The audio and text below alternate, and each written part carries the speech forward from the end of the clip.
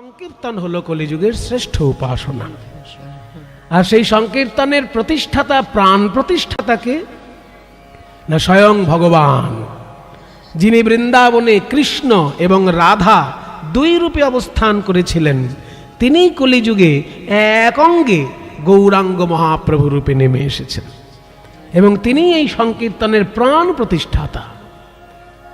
তাই বলছে কৃষ্ণ বর্ণং তুষা কৃষ্ণম সাঙ্গপাঙ্গাস্ত্র পার্ষদম যজ্ঞৈ সংকীর্তন প্রায়রিযন্তি হি সুমেধসঃ। সেই সংকীর্তন আজকে আপনারা আস্বাদন করছেন। গৌরাঙ্গ মহাপ্রভু কিন্তু একা সম্পূর্ণ নয়, পাঁচজন মিলে তিনি একা। সেই পাঁচজন কে কে? পঞ্চতত্ত্ব যাকে আপনারা বলেন। কীর্তনের আসরে ছবি থাকে, মাঝখানে গৌরাঙ্গ মহাপ্রভু। এই পঞ্চতত্ত্ব কে কে এটাই কিন্তু অতি সাধারণ যারা, তারা সবাই জানেন না। এটা ছবি তারা দেখেন খুব জোর, কিন্তু মাঝখানে যিনি আছেন তিনি হচ্ছেন গৌরাঙ্গ মহাপ্রভু। আর মহাপ্রভুর ডান দিকে যিনি, মানে আপনারা যদি ছবি দেখেন আপনাদের বাঁ দিকে হবে আর মহাপ্রভুর ডান দিকে হবে, তিনি হচ্ছেন প্রভু নিত্যানন্দ।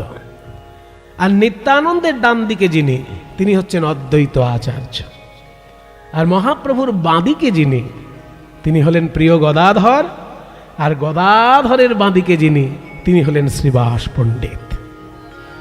আমরা কিন্তু মহাপ্রভু সম্পর্কে অনেক কিছু শুনি, নিত্যানন্দ সম্পর্কেও নিত্যানন্দ মিলন লীলায় শুনতে পাই, কিন্তু খুব কম শুনতে পাই বাকি তিনজন সম্পর্কে, তাই না?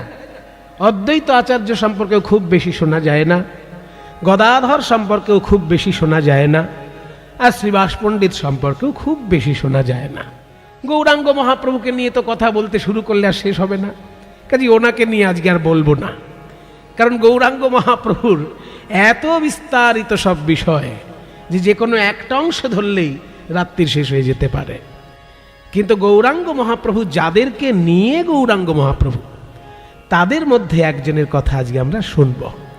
তার আগে দেখি পদকর্তা কি বলছেন।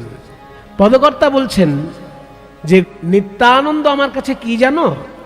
নিত্যানন্দ আমার কাছে কোনো মানুষ নয়, নিত্যানন্দ আমার কাছে কোনো দেবতাও নয়, নিত্যানন্দ হচ্ছে আমার সম্পদ। আমার ধন সম্পত্তি যদি বলে কিছু থাকে, আমি যদি বাংলার বৈষ্ণব ধর্মের একজন সদস্য হয়ে থাকি, আর আমার যদি ধন সম্পত্তি বলে কিছু থাকে, সেটা হচ্ছে নিত্যানন্দ।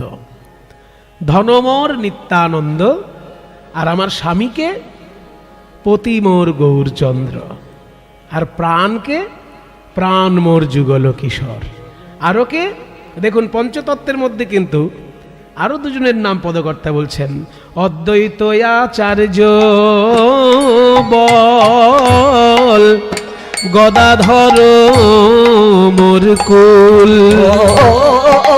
অদ্বৈত আচার্য